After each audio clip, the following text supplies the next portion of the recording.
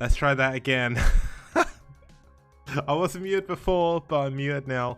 Well, we're back. So what I was going to say is sorry for the delay. I got caught up fixing something in the overlay, but I also wanted to show off the tip videos I made.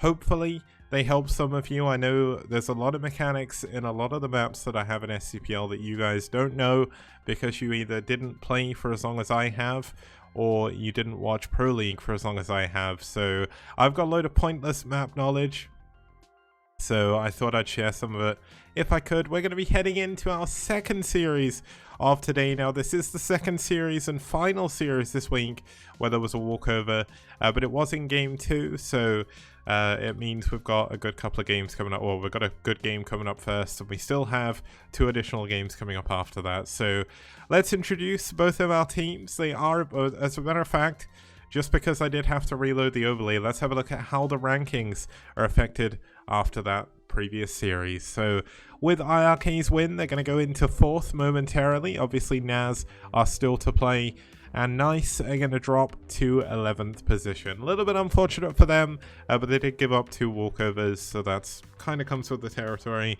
We're going to be heading into our second series of today, of course, which is going to be Eternal Friends versus a Valhalla team. Now, these are 2 of our newer teams. Valhalla team joining in round 3 of season 1. So when I say they're new, they're not actually that new. That was quite a while ago now. But EF joining us for round 3, for season 2, sorry. And they've done a pretty good job so far. Near at the top of the table are EF. They're currently 4 for 3 in win-losses. Valhalla team, of course, currently in 2nd position. And I just thought I'd say, Aggie, that gold icon looks super good on you. Just saying. But really fun to watch these 2 teams battle it out. I know there's someone who's not in chat today that would just say they are the Korean mercenary teams, but who cares? It's going to lead to some great games. So let's have a look at today's matchups. We're going to have Chaylin versus Forever in game number 1. That's going to be a ZVT on Desperado. That's going to be really awesome. I love to be able to get to cast TVZ. It doesn't happen very often. It's mainly ZVP. Pinkbrush and PHJ was a walkover. I believe that was a walkover in favor of a Valhalla team. So they are going to have a 1-0 lead in this series. And we're going to have a second TVZ, this time between Goku and Cross. Now, Goku asked to change his name to something like... I'm actually going to type it because it's very difficult to... you know what? I can't even type this properly. Look at this name, right? Look at the name he wanted to change it to. It was this. So Goku, with a name such as Goku, which is an incredibly good username, wanted to change his name to Quersquet.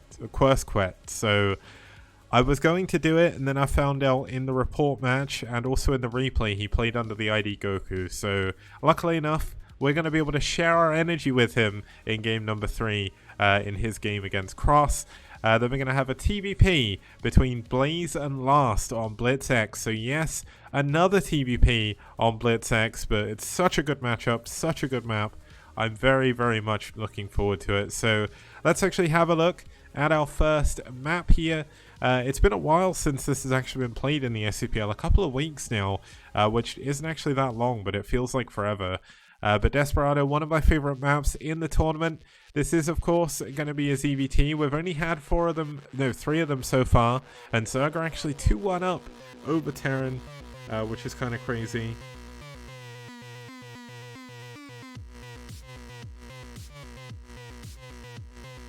But should be lots and lots of fun. Now, Fujikura is trying to say the Q is silent in the thing, so it'd be worse wet, which would just be weirder as well. But Desperado, very, very fun. If you've not seen it before, the main map gimmick of this map is there are 2 gases in the main and no gas in the natural, but it's very easy to defend those 2 gases. There is an island base in the 3 and 9 o'clock position, and there's also the 4 caster stasis cells at the mineral only thirds, which we'll show off when we get into the game. I've already named them the caster stasis cells because when Rapid was here, hopefully Rapid will be back soon. I guess he's been taking a little bit of a break because obviously he's been doing KSL, and KSL is like 8-hour days, so Should be cool to have him back eventually, but giving him a little bit of a break for now. As we get into game... Oh wait, we need to introduce the players. So Chaylin coming up for EF. I finally fixed her, the info box, so her bio actually fits in it, which is good. She is obviously a Zerg player. Now, one thing I didn't do, which I could have done during the break, was fix the race icons, but that doesn't matter. Chaylin is a Zerg player, 50% win ratio overall, 1 for 2 against Terran. And forever, for Valhalla team is going to be Terran, 75% win ratio overall, 3 to 1 over Zerg, beating Faust, Eon Zerg, and losing to Vesco on Desperado. So this is going to be his second game on Desperado here at the very least. So let's see how he's going to do as we get into game number 1. It's Chaylin versus Forever.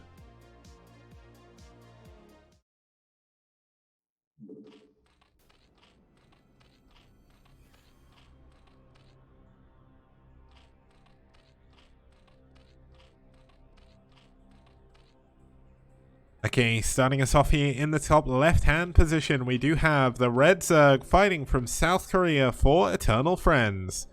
It's Chaylin.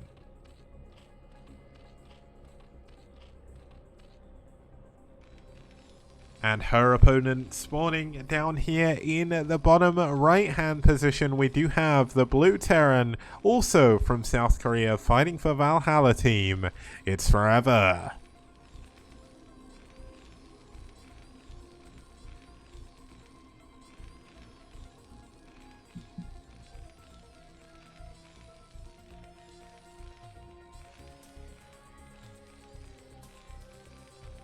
Okay, now, this is going to be a TVZ. It's been a while, I think, since I've seen a TVZ on here. I think it's been about 2 or 3 weeks.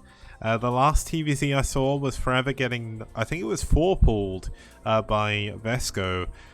So kind of funny that he's going to be back for his revenge match here, and actually against one of the stronger female Zerg streamers at the moment.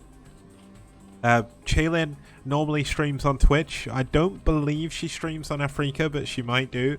I know that she doesn't appear in too many of the major sort of female leagues out in Korea, but she does pretty well on ladder. She does do a lot of practice for STPL as well. Whenever I see her streaming, her stream title's always like practice for STPL, which makes me feel really good.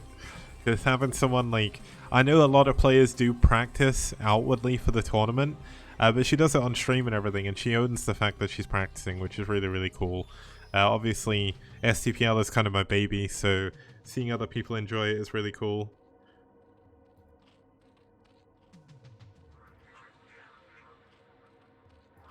And Dreamer, I'm not sure I understand your question here. You say, when are we able to watch full top of players?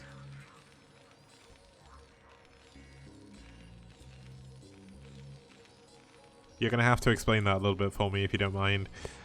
But we've got Chaylin going for, I believe that was a 9-pull into a gas, into a hatchery here. Now, there is the first of the stasis cell prisons. This one is Doc Holiday.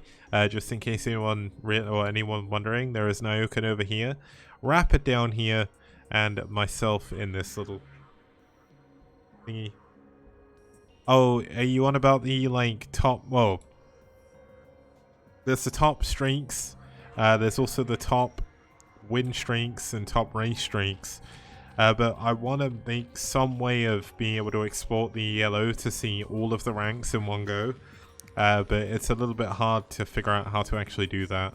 The overlay is kind of designed to pick out certain bits from the queries, so I'm sure if I actually just did it in SQL it wouldn't be too hard to kind of pull out reports, but I'm kind of working out in Java at the moment, so if I can figure that out, I know I definitely can do it with the ELO, but it means I'll be sharing like a doc file, which I don't necessarily want to be doing, or it'd be docx, because no one uses doc anymore.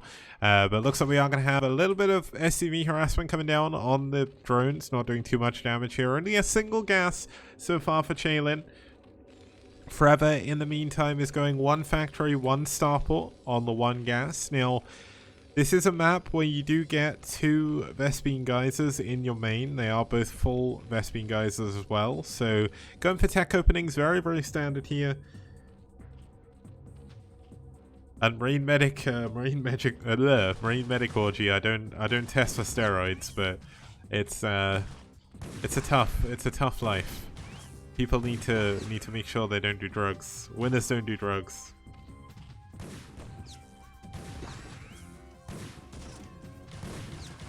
Okay, the vulture there doing quite a bit of damage. Only really killing lings though, not getting too much damage elsewhere. Did I miss a vulture in the main? Have I just been really stupid? That'll teach me for reading chat, but that's how it goes sometimes. If you want me to look back over anything, I can do at the end of the game. It looks like we are going to have a big Ling flood coming in here from Chaylin as speed is finished. She's going to be heading on over to the bottom right-hand position. Spire is now on the way. One of the vultures in a very precarious position here. Going to go down. This is going to be a big pick-off, as when you go 1-1-1 like this, you don't have that many units. And if you look, Forever only actually has 2 Marines here at the ramp. The SCVs have been pulled at the perfect time, but the Ling's getting on top of the ramp. Not getting the Marines, so nice hold so far by Forever. But of course, the Ling's going to be in his mineral line now. Oh, Chaylin, is she going to be able to get the Marines? That'll be actually a massive pickoff. Yes, she does. And that's going to reduce the amount of anti-air there's going to be when this Spire finishes.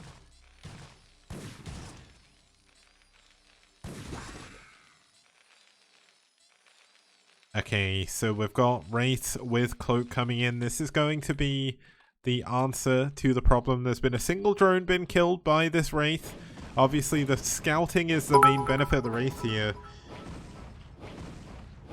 But that's just the way things go. Huge thank you, Lost Boss 4, for the 100-bit cheer, man. Means a lot. Thank you so much. Now, losing these Overlords, it's a big deal for Chaylin, but the main story is the fact there's going to be some Scourge coming out, and that's going to be difficult for the Wraith to get away. Now, let's see if he can actually get away with this. I'm going to try and follow it with the camera. I don't usually like using this because it does look a little bit jittery, but looks like the Wraith should get away. The 2 Vultures getting ready to actually go in there when Speed was done, most likely. Yeah, but Speed is a very long way away. Are going to get scouted by these Mutalisks, and Chaylin is in a pretty fantastic spot right now. If she can do some damage with those Mutalisks, things will be good. But there is, of course, going to be Cloaked Wraiths coming in here soon. Now, the Wraith did get back over here to the command center. It didn't go down to the Scourge, so that's a little bit of a benefit here for Forever as well.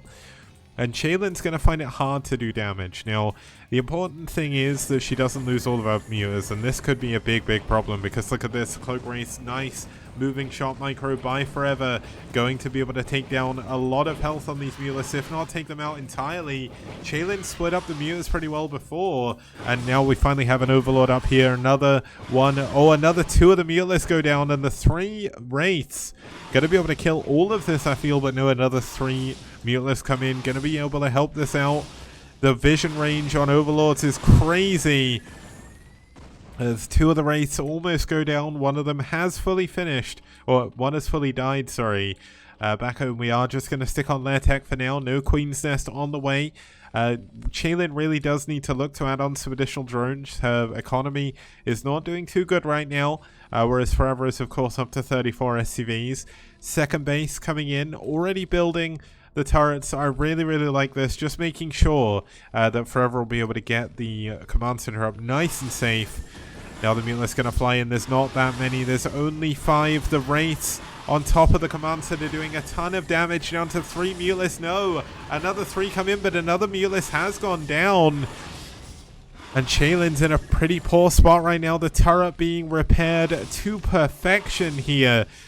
And Chaylin looks to be adding on more and more Mutalisks. There's a little bit of an all-in here. No additional, well, 3 additional drones have been added on. But that isn't that many in the grand scheme of things. There's finally some speed vultures out on the map now. There is a drone going down to a 3rd base. Going to pull back when she sees the vultures here. And there's absolutely no defense back at home. This could be very dangerous. Some drones trying to drill on to the ramp. Not able to block the vultures. And the vultures getting in, getting 2 drones, getting 3 drones. Can Forever get a 4th? Yes, he can. A 5th drone going down as well. and Chaelin's economy, which is already having so much trouble, having even more. But the Mulists are going to get into the main base right now. There's only 2 wraiths left back at home, and this needs to be critical damage down here from Chaelin. Can she take down the wraiths? That is the important question. The Overlord's in position, going to be able to help defend against this, trying to focus down some of these SCVs. But the wraiths are just doing so much. Finally, the wraith gets targeted. But how much damage, realistically, are these Mutalists going to take? We should have Irradiate coming in here soon, as long as he's built this in the right order. But Forever is actually taking a lot of damage right now. The SCVs are unable to get on the turret. The turret goes down, and Forever doesn't have any units left. What weird situation. But there's 4 vultures coming in to the main, to the natural. This could be a crazy base race here. The Irradiate comes in. Chaelin worried about the drones, taking a ton of damage. Once again, the vultures gonna get into the main. There is a single sunken here, which is gonna help defend against this. But losing another drone, another 2 drones. This is risky. Chaelin with only 6 Mutalisks back here.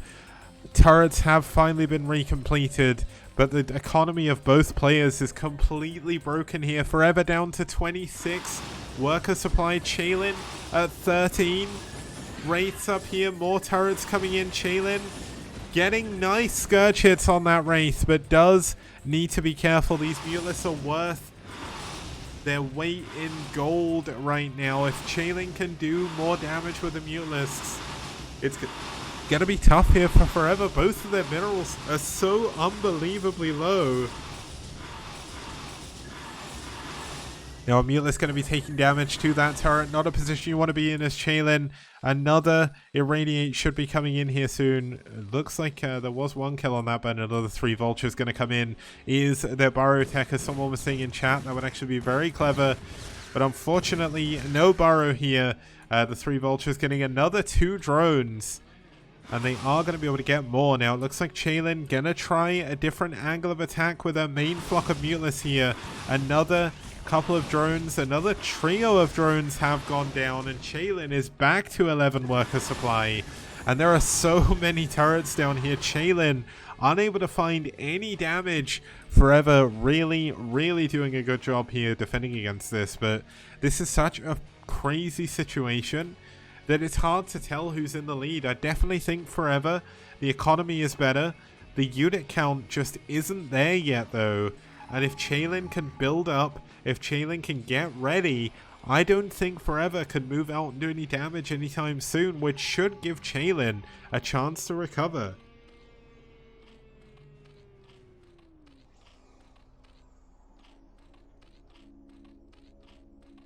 Now, building a lot of drones is Chaelin now. She's getting ready to get that economy back up and going. We're going to see another 3 vultures heading out here on the middle of the map now. Does she see it with the Overlord? I don't think just yet, but there is all the Mutalisks in position this time, so she shouldn't take any damage as long as she doesn't fly away. Now, is Chaelin going to add a 3rd hatchery on here? It'd actually be pretty good to get a few Sunkens up, just to be sure, but oh no, the Mutalisks are actually going to fly out on the middle of the map. The vultures... Does Chaelin see the vulture? Yes, she does. Okay, that's one benefit here, but are the vultures going to get back into the main again? This is just crazy. Amounts of harassment coming in for Forever. Now there is a couple of mines going up in the mineral line. Gonna make it a little bit harder. 2 of the drones, 3 of the drones going down here. And Forever with so few vultures every single time is able to eke out so much damage. Of course, every drone that's built is 1 lava not spent on attacking units. And every drone that's replenished is even more attacking units that are not being created. So... this is kind of crazy. Looks like Chaelin going to clean up the mines in the middle of the map. We're well past the 6-minute curse at the very least. We've had a pretty exciting matchup here. Going off the back of the first series, it's really cool to be able to have a game like this. Now we're going to have double starport. We do have bio coming in. This is kind of like where you go into fake mech into bio. It's not really the same as it's so late in the game, but we're going to have +1 done on the marine soon. Should have a 2nd engineering bay coming up soon after this as well. But we've got an additional 2 barracks coming in. Obviously, upgrades Upgrades for Terran Bio is the most important thing in the world, because if you go up against Ultralisks and you don't have bio upgrades, you just die. So we finally do have a third hatchery up here at the front. Chaylin gonna look to take a fourth hatchery as well. And Chaylin's just doing a really good job making sure that Forever hasn't expanded anywhere. Even checking this island. This island is going to be a prime expansion location for Forever to be able to try and take. Now we're going to have double vessel production coming in, which is obviously very good. It's not often 14 minutes into the game you see slow hydras, but that's what we'll see for now. Is Lurker aspect on the way? Yes, it is. Queen's Nest coming in, so there's going to be... not Irradiate, Defilers coming in soon after this with Hive, which is super important. But this is a very, very strong bio army. Now, there's no Sunken started here.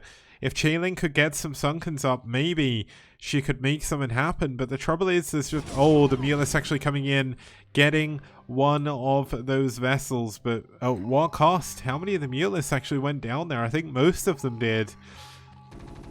And Chaylin doesn't have any lurkers yet. I think this could be a little bit too little too late on these Sunkens. A little bit of a miss scout here. The Irradiated Mutinous going to head in forward, but it looks like Forever may just have enough to break through this.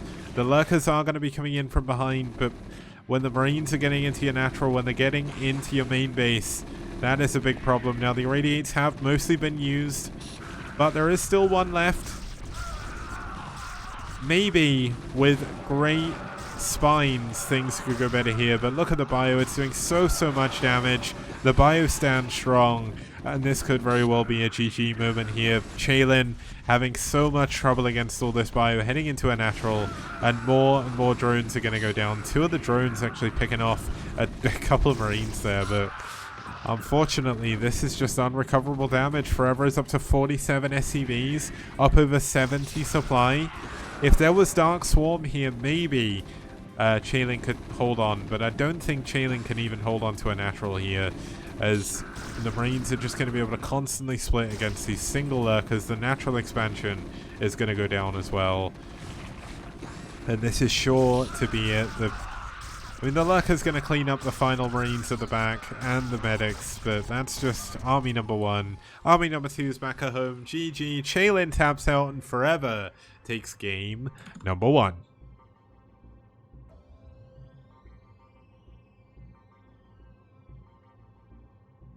Okay, so obviously that was a really cool... I say obviously a lot. I really need to stop myself doing that. It's hard. But that is going to be game number two. We are going to be back after this short break. No, that was game number one, sorry. And we'll be back after this short break with game number three, as game number two was unfortunately a walkover. So see you guys in a couple of minutes.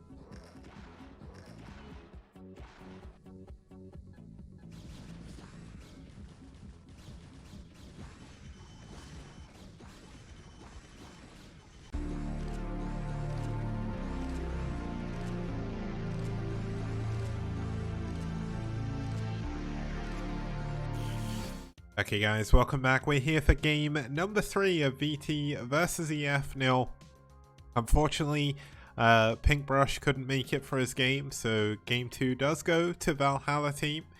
So that is going to be a 2-0 lead for Valhalla team in the series. Now, this next series is kind of crazy. We have 2 of the newer players for Valhalla team and EF. We do have Goku, so if you guys want to share your energy with anyone, it's going to have to be Goku here. He is going to be our Terran player in game number 3. It's going to be another TVZ. Now, EF are currently 2-0 down, so if we want to see the possibility of an ace match, EF are going to have to win 2 games in a row here, but Goku is going to be up against a tough opponent here, Crossy, fighting for Valhalla team. Cross is a Zerg player, apologize for the race icon in the top left, but he did win his only game so far. It was against Hawk on Whiteout, so not really too much to say from that. But let's introduce our next map. It's going to be New Tornado, one of the more standard maps in the map pool of Season 2. It's led to some pretty fun games. ZBT here, Zerg are actually 5-2 against Terran. It's kind of crazy that we may actually have a Zerg favored map against Terran in the map pool. I didn't think it was possible.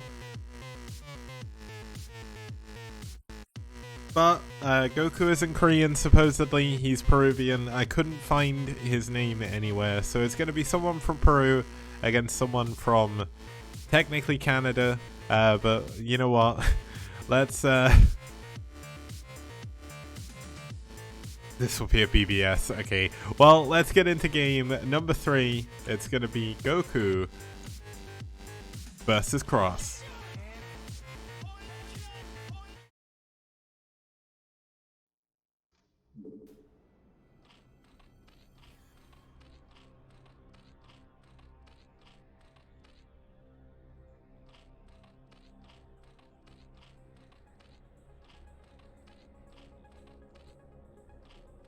Okay, starting us off here in the top right-hand position, we do have the navy blue Zerg fighting for Valhalla team. It's Cross.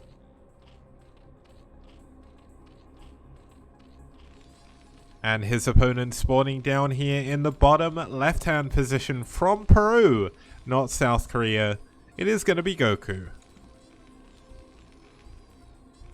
Now, you know what? Just because I'm a stickler to have things right, but there's no way I'm going to be able to fix the actual problem in the overlay while we do this. I'm just going to very quickly add the Peruvian flag. So, if this doesn't work, guys, please bear with me. I'm going to have to move it manually and everything. I'm going to have to go old school, like a lot of the other casters do outside of Korea, but it's kind of cool. Hopefully I'm not missing too much. There's no pool or anything like that yet, so nothing too much to worry about there. You would be surprised at how many actual resources I have to have to use here. Now, where is the Peruvian flag? Here we go. Oh my god, it's so small I can't actually move it. Can I move this? It's so hard to move. There we go. Best thing is, it doesn't matter if I flip it upside down because it's the Peruvian flag. Now, we do have a 9 pool coming in here for... What? I really hate how small this is. There we go. It's a little bit big, but it'll do. We've patched up the problem. This is why I'm... You know what? I'm going to be completely honest. 3 or 4 years ago when I decided to make the Java system to do the overlays when I first started trying to cast, it was mainly because I could not do anything manually. I'm far too incompetent. So I went out of my way to design an entire system in Java that does everything for me. It's so good. It's the ultimate victory here. Now, I don't believe this was an 8 racks. It would be incredibly late for an 8 racks in terms of the Marine. So it is just the normal racks timing. Probably going to go into... Well, it's going to be a 1 racks fast expand at the very least. I mean, you can go 2 racks, but not really that great, especially when you're cross positions. Now, Goku obviously doesn't know that just yet because he's not scouted his opponent, but that's just the way the cookie crumbles. So... Now, this is going to be speedlings, as pointed out by Albert in chat. I did notice the 9 pull before, even though I wasn't paying full attention because I was too busy fighting with the Peruvian flag. But Goku going to scout out. There are lings out already. He will scout the timing of the hatchery, and he's going to see ling speed finishing, most likely. And seeing ling speed finishing, pretty important. Now, Goku hasn't got in to see if there's a lair yet. This would be incredibly... Ah, there we go. So he is going to see that the lair's coming on 2 hatcheries. Super important scout. And maybe he won't see ling speed finishing, but given the fact he's seen the lair now, he should think the speed should be on the way. at the very least. Now, we do have a bunker at the natural expansion. Someone please remind me to remove the Peruvian flag at the end of the game, because I will 100% forget to do that. Luckily enough, on OBS, I've actually locked all of my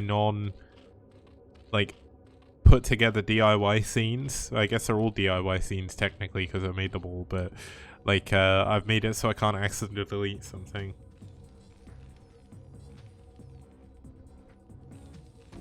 Okay, now Ling's going to be coming in. Speed is done. There is two SUVs on the ramp. One of the SUVs running away, though. Gonna let the Lings in. That is a very unfortunate bit of miss-micro there. The SUV running away for some reason.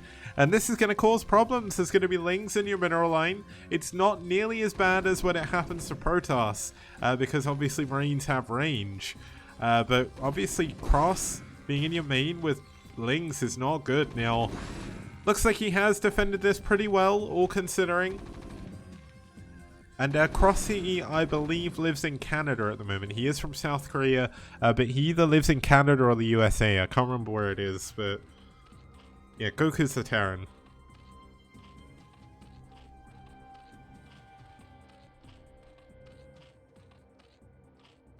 Now, of course, if this was a shonen anime, Goku hasn't even shown off his final form yet, so letting the Lings into his base, maybe a little bit of a trick. You know how Goku in Dragon Ball always kind of lets his opponents power up first? Maybe this was all a ploy. That's what his name's all about.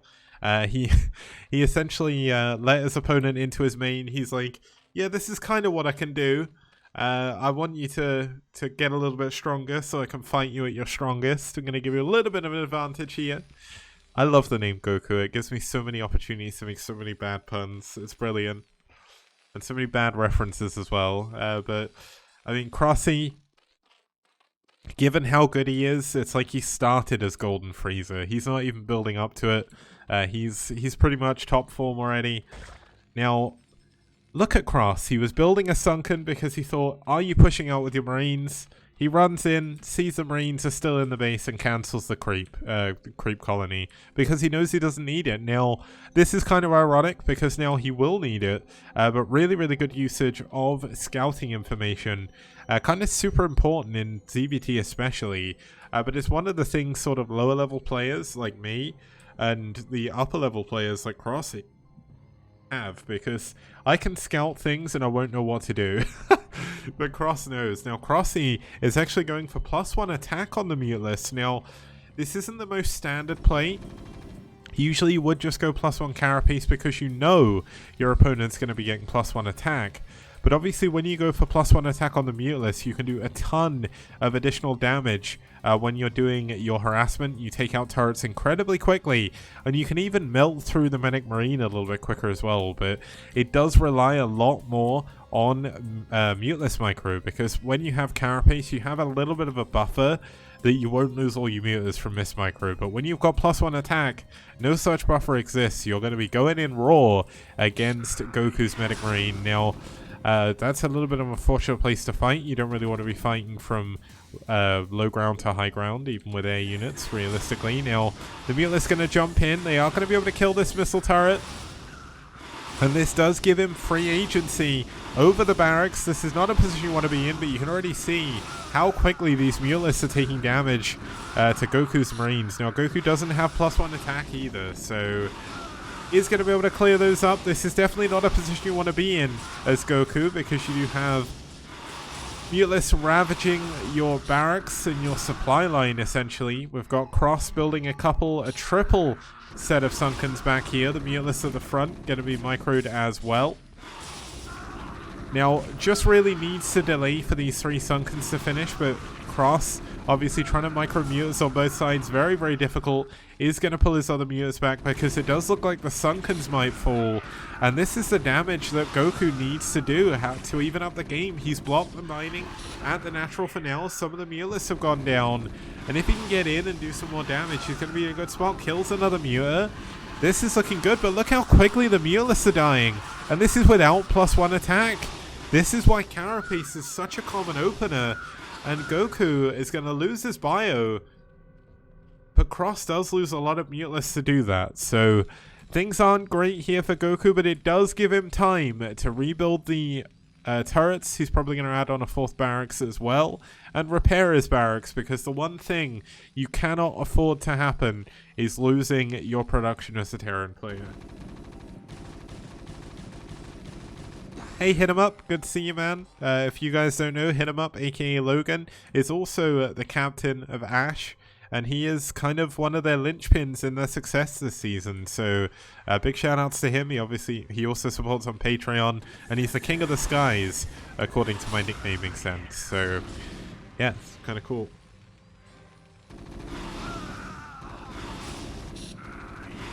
Okay, the Muteless microing in and out, trying to do as much damage as they can, and luckily enough I didn't see the word roar in that sentence, but there we go. Looks like the Mutas are taking so much damage from the Marines and the turrets. This is 100% why Carapace is a little bit more common. But look how quickly these barracks are taking damage. Like, +1 attack Muteless do so much damage. It's kind of insane. They do 9 + 1. And that obviously doesn't take into account the extra damage they do on the glaive bouncers as well, so...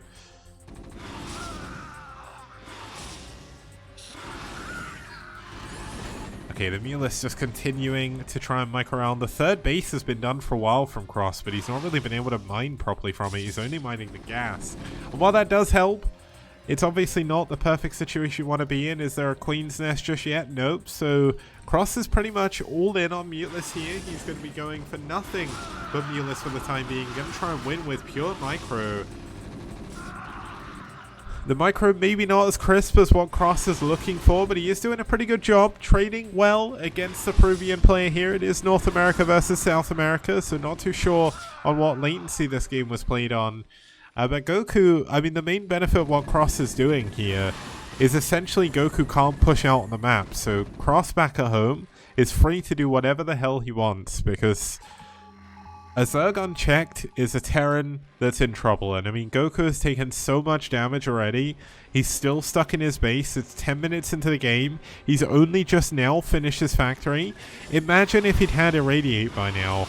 And look at how quickly these turrets are going to go down. The turret goes down immediately, essentially. 2 volleys, and some of the SCVs are going to go down in the natural as well. Now, Goku hasn't kept up as much with the SCV production, so the SCV count not super high, but also taking a ton of damage as well. The Marines certainly having a lot of trouble. Wait, does he not have range? He must do. It felt like there was no range on those Marines.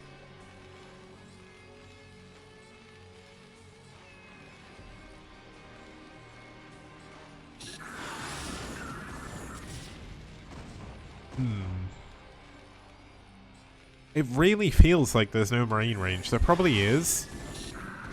But look how close the Marines are having to get to these Mutalisks. I'm sure he doesn't have Marine range. After this, I'm going to go back and check to see if he actually got it. Now, the Mutalist doing so much damage. Over 1 control group of Muta now. There's another 2 on the way as well. Crossy finally going into a hive behind this. I mean, the turrets don't even stand a chance here. 1 immediately getting cancelled. More and more SCVs going down.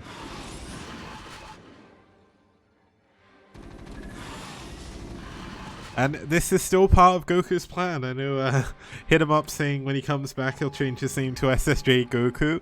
But Goku, I mean, he's just given his opponent an advantage. He's letting himself get beaten down. All he needs now is a Radiate. That would effectively work as a Senzu Bean here, because it would completely decimate the Mutalisks, and then he'd be back to full strength. But unfortunately the factory actually helping the Mutalisks here, making it easier to spread the glaive worms.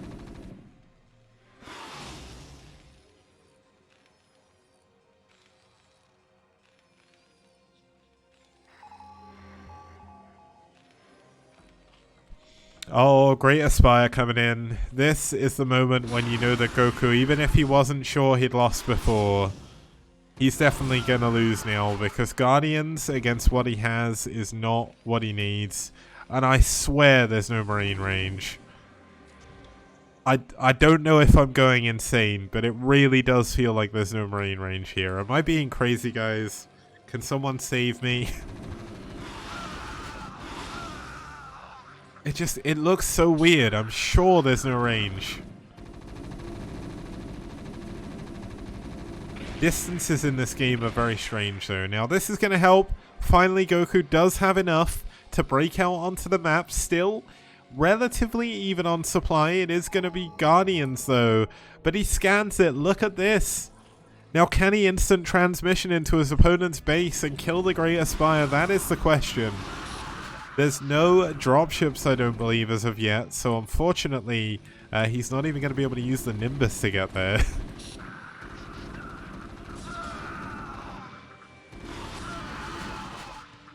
Now Hit 'em Up is saying that range just finished. I didn't even see it researching, so I don't know. We actually have Cloak Race coming in.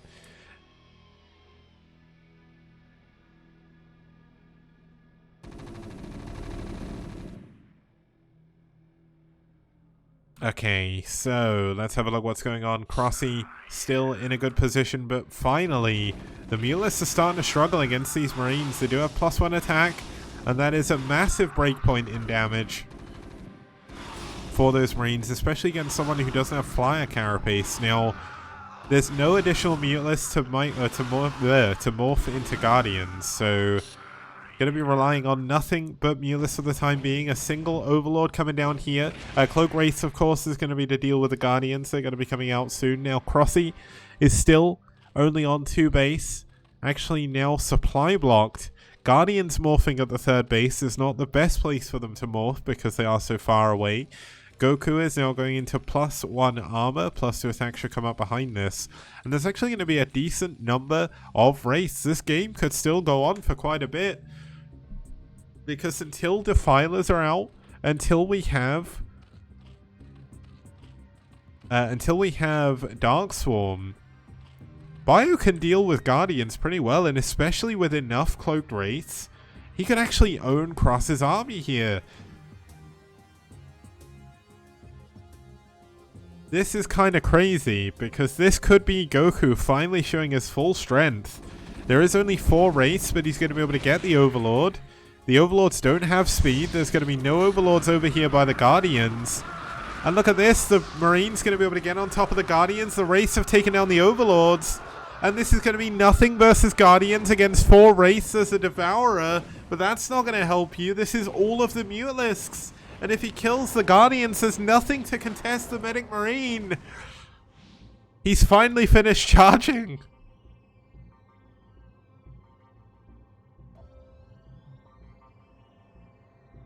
Oh, he doesn't kill all the Guardians, but he does do a decent amount of damage.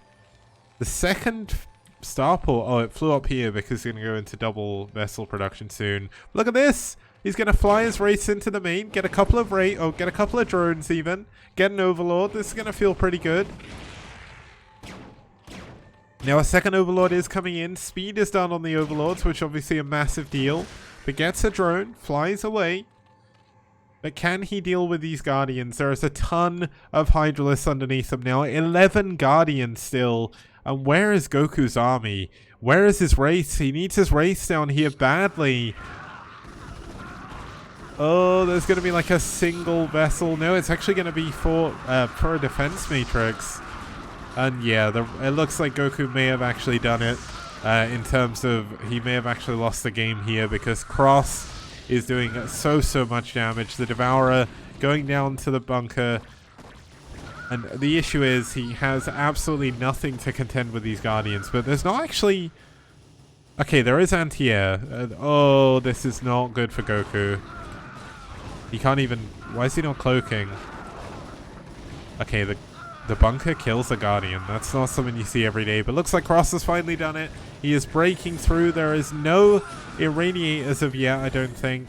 So this is definitely not a position you can win from. Where is the Queen to infest this command center? I command Cross to build a Queen. He's going to kill it. Natural expansion goes down. Goku is going to go down as well. The yellow not quite working out here, unfortunately. And the Hydras and the Guardians getting up into the main base. There's no Sentu being required in this game. Cross is going to destroy the world right now. And poor Terran is going to go home. Yeah, and I'm definitely worse than Goku, guys, so... Thank you, Machine, for the 26 viewer host. I'm kind of surprised you were streaming at this time of the day, but I maybe guess you're having a day off or something. Hopefully your stream went well. GG, Crosstown, sorry. Wow, I keep wanting to say Goku's won, because that sounds right. Goku always wins. But unfortunately in this game, Goku's not going to win. GG, Cross... Oh, I keep saying Cross. Goku taps out. And Cross wins game. What game was that? How have I forgotten what game that was? That was number 3. Okay. Wow. Okay, that's good. We're getting there. We're getting there. It's not even been a long night today and I'm still losing my mind.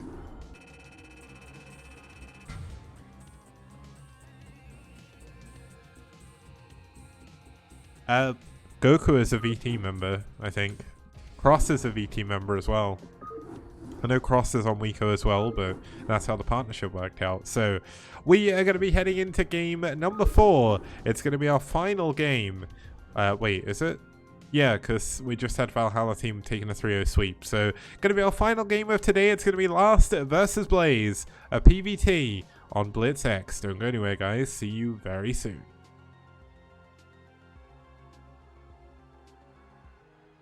Okay, we have a ton of Matrino codes still to use, so I'm making this quick video to show you how easy it is to actually use them. So you click the Matrino link, it brings up the Matrino page. In the top right, you hit sign in. You sign in with whatever you want to. In this case, I'm going to sign in with Twitch. That'll take you back to the page, and then if you hit contribute, you put in the coupon code LSTPL.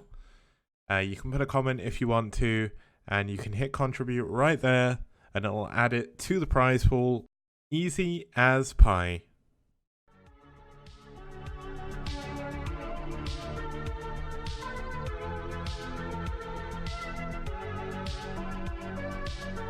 Okay, it's time for a quick tip. Here we have Neo Outlier. I'm going to show you how to get over these temples with a probe. I'll also do it with an SUV and a drone as well. So what you do is you essentially send the probe up to mine, you press stop, and you go to build a pylon.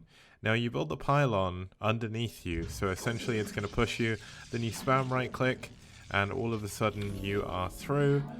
And here is the same trick with Terran.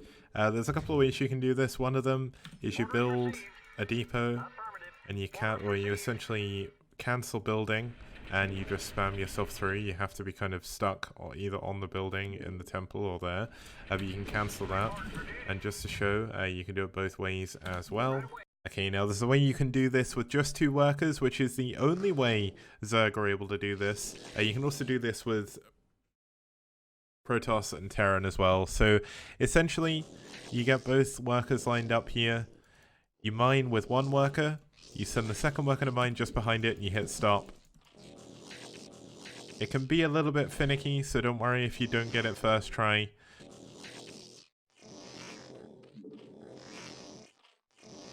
We got it. No we didn't. Yes we did. Okay, so that didn't go perfectly. You can do it a lot better than that, but it does take a little bit of practice. So just keep trying, and you will eventually get it. And you'll find it actually has quite a lot of uses in various different maps.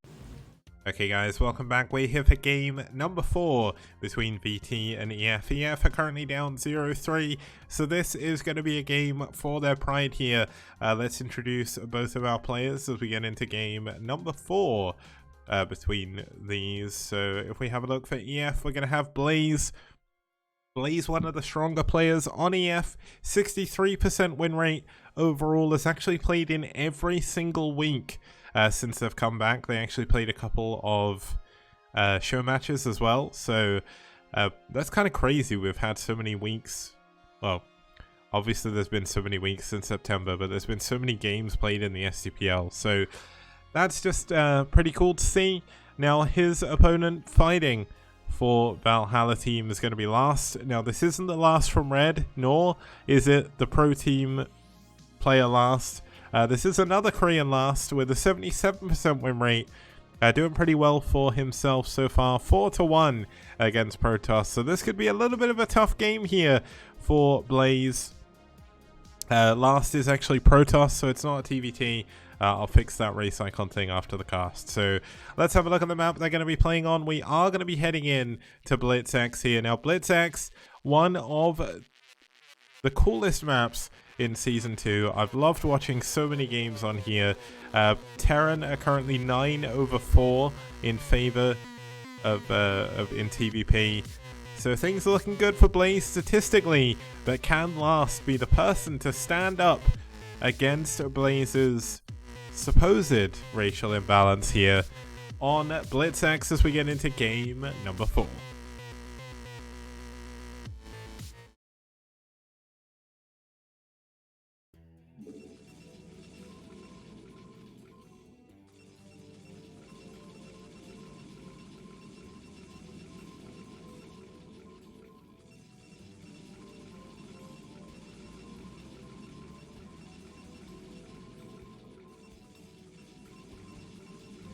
Okay, starting us off here in the top left-hand position, we do have the Cyan Protoss fighting for Valhalla team from South Korea.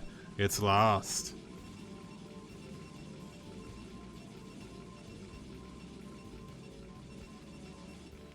And starting over here in the top right-hand position, we do have the Red Terran also fighting from South Korea for Eternal Friends. It's Blaze.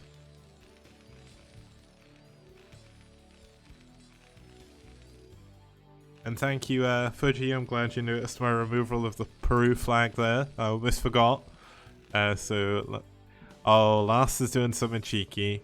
What is it about Protoss players on this map? I know it's like, I know when you look at the stats, it's 9-4 in favor of Terran. But the problem is, like, every Protoss I've seen on this map specifically, proxies. I don't know what it is about two-player maps. There's something that triggers in, like, Protoss players' minds, like, I've got to build a proxy gate. It doesn't matter what map it is, I've just got to build a proxy gate, like, right now.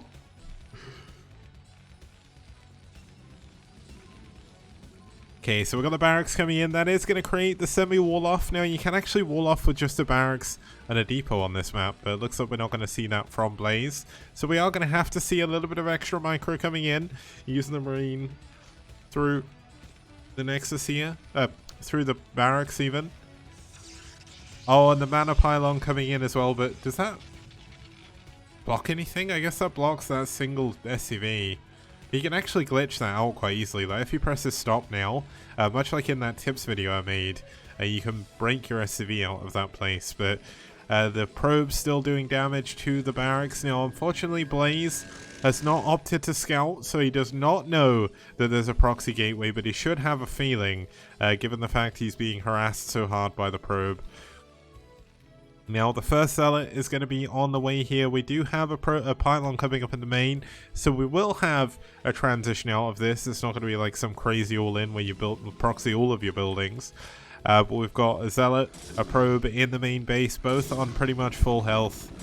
Now, the probe obviously going to die quite quickly to the Marine, but the Marine is going to have to move back and forth through the small little wall there. In case you've never seen StarCraft 1 before, this is actually tight. Marines can get through, but Zealots cannot. One of the weird kind of things about walling in this game. I should probably make like a tips video about how to wall with Terran, but especially on some of the maps we've got. But I would make Protoss ones, I just don't know how to wall as Protoss, so not even going to say anything. So we've got Zealots getting on top of the SCVs here. One of the Marines does go down, pretty good for Last. Blaze still doing a pretty good job though, keeping those alive. The pylon is still alive back up here. One of the Marines has gone down, another one even. There is 2 Marines still, there is only a single Zealot left. We've finally got a factory coming in here to help wall this off. Should make it a little bit harder for these Zealots to get through, but it looks like Last is doing pretty considerable damage. And oh no, another couple of Marines go down. This is when you know things are starting to go downhill. You're losing all of your Zealots. You're going to lose all of your SCVs to Zealots as well. You're losing all your Marines, sorry, against Zealots. It's very, very difficult for this. So Blaze definitely going to be playing from a disadvantage here. And the trouble is, this is but phase 1 of this aggression, because after you see the Marines die, all you're going to see is more and more Zealots flooding in. If he didn't kill the Marines, he probably would have gone straight into Dragoons, but so many SCVs going down. This is definitely not a good position to be in. Only at 9 worker supply right now, taking so much damage, and the Dragoons are coming in next. Dragoons are kind of like the big meaty boys that come in behind the Zealots, and what really make things tough for our Terran player here, because it's really hard to actually defend against Dragoons with just Marines. Now 3 Marines do kill a Dragoon, and if you're on the high ground you can get lucky, so he is going to be able to hold on against the initial Dragoon, but it's the subsequent one, and the one after that, the one after that, and he's going to be building 2 Dragoons at a time. And last is going to look to proxy another building, because why wouldn't you? You're Protoss.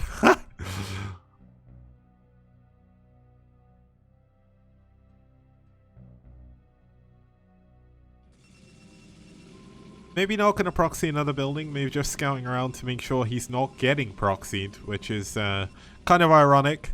But it is kind of funny when you see a Terran play a counter proxy a Protoss. Now, looks like last is going to go to a 3rd base down here in the bottom left, maybe? Yeah, should be a 3rd base. Nope. Okay. I don't know what last is doing with this probe. Maybe just checking around for those proxies, but still.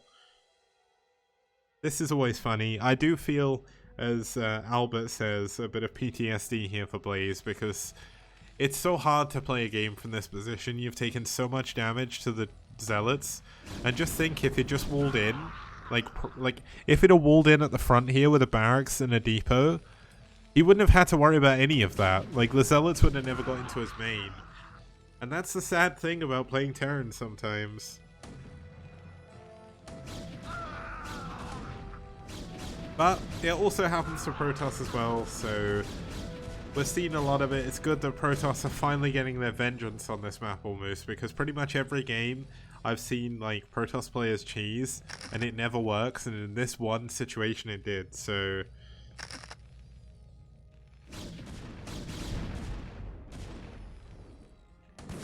now looks like the mine. Oh my god, that's actually pretty good. Getting a couple of mines off there. The Vulture moving forward, laying some additional mines, taking some of those Dragoon hit. Oh no. Oh no! Oh my god, that mine was massive. Killing 2 of the Dragoons, heavily damaging one of them as well. And that's the move Blaze needed. Now he has the advantage, sort of, at least for the time being. He's going to push forward into his natural, finally be able to expand and get some mines out the front.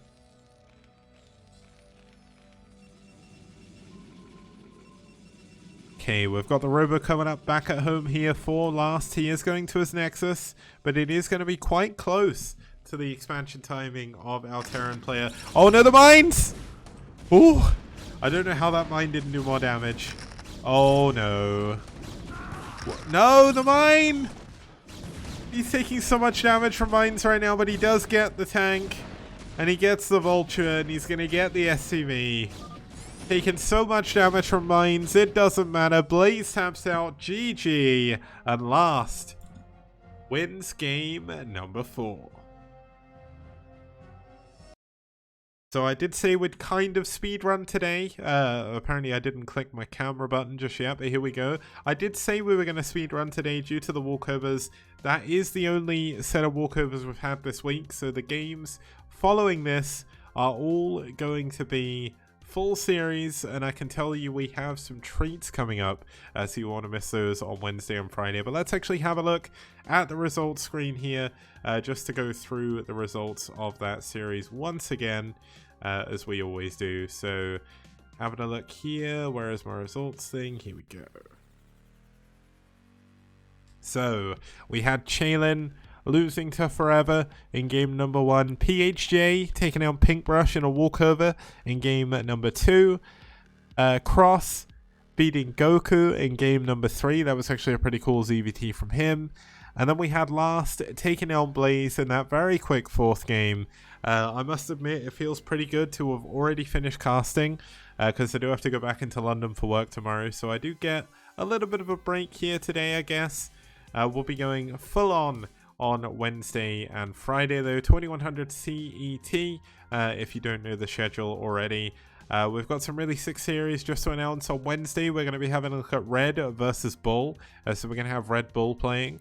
And then we're going to have Net Wars versus DM. And then on Friday, we're going to have Ash versus Sai, Rev versus Soul, and Naz versus White. They should be some really, really sick series. Looking forward to all 5 of those. Just a massive shout out once again for the final time this cast to Liquipedia for the amazing support, the $500 to the initial prize pool, and of course the bracket contest they are going to be organizing.